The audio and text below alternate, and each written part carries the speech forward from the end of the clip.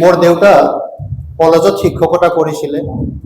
তো সদায় এটা বস্তু ঘৰত প্ৰচলন আছিলে যে পঢ়া শুনা কৰিব লাগে, ডিগ্ৰী ল'ব লাগে, পাৰ্চেণ্টেজ আহিব লাগে আৰু এটা চাকৰি কৰিব লাগে, নহয়নে? ঘৰৰ পৰা এইটো প্ৰেছাৰ। আৰু মই যেতিয়া ষ্টুডেণ্ট আছিলোঁ, আপুনিতো জানেই লেকচাৰাৰ বুলি কওঁতে ভাল পইচা পাতি থকা মানুহ হয় নে নহয়?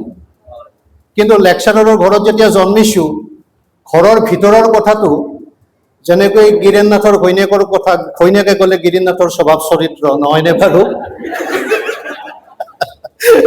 মই গম পাওঁ। ঠিক আছে। তো দেখিছিলোঁ, মোৰ সদায় এইটো মনত আছিলে, ভাৱ আছিলে যে দেউতাই কৰা কামটো মই নকৰোঁ, মোৰ পচন্দ হোৱা নাই। সেই সময়ত কলেজত শিক্ষাদান কৰা ব্যক্তিৰ বহুত পইচাও নাছিলে, কিন্তু মোৰ পচন্দ হোৱা নাছিলে। মোৰ এনেকুৱা লাগিছিলে যে যিখন গাড়ী সন্মুখেৰে পাৰ হৈ যায় ইমান ধুনীয়া লাগে, কিনিব পাৰিলে।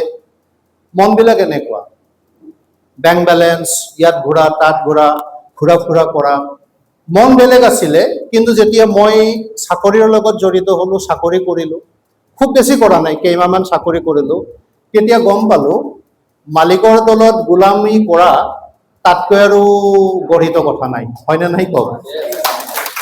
এজন মালিক থাকিব আৰু মালিকে ক'ব তুমি আমুক কৰা, তুমি তামুক কৰা, তাতকৈ আৰু কি ক'ম আৰু? মানে স্বাধীন দেশৰ পৰাধীন নাগৰিক। চব বাদ দি দিলোঁ।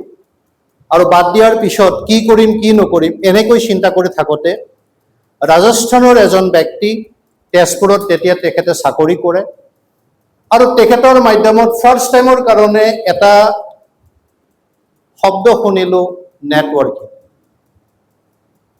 যিটো মানুহে নেগলেক্ট কৰে, ময়ো নেগলেক্ট কৰিছিলোঁ।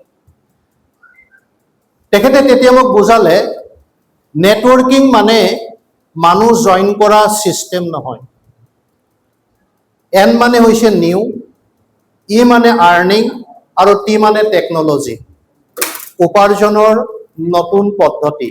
আপোনাক লাগে নে নালাগে নতুন পদ্ধতিৰে ইনকাম কৰা ৰাস্তা? আৰু ৱৰ্ক, ডব্লিউ মানে ৱৰ্কিং, কৰিব লাগিব, ৰাতিৰ ভিতৰত ধনী হোৱা নাযায়। অ মানে অভাৰ, কিবা কিবা এটাৰ ওপৰত কাম কৰিব লাগিব, নহয়নে? আৰ মিনছ হৈছে ৰিলেশ্যনশ্বিপ আৰু কে মানে হৈছে নলেজ। তেওঁ তেতিয়া বুজাই দিলে এইটো কাম কৰাৰ নতুন পদ্ধতি। আজি তুমি বুজিবা, কাইলৈ হাজাৰ মানুহে বুজিব। কাম ইয়াতো কৰিব লাগিব, কিন্তু ইয়াত কোনো মালিক নাই। ৰিলেশ্যন বিল্ড আপ কৰি কাম কৰিব লাগিব আৰু নলেজ লৈ কাম কৰিব লাগিব। সন্মুখৰ মানুহজনে বুজি পাব লাগিব যে মই কি বুজাই আছো। ইয়েছ অৰ নো?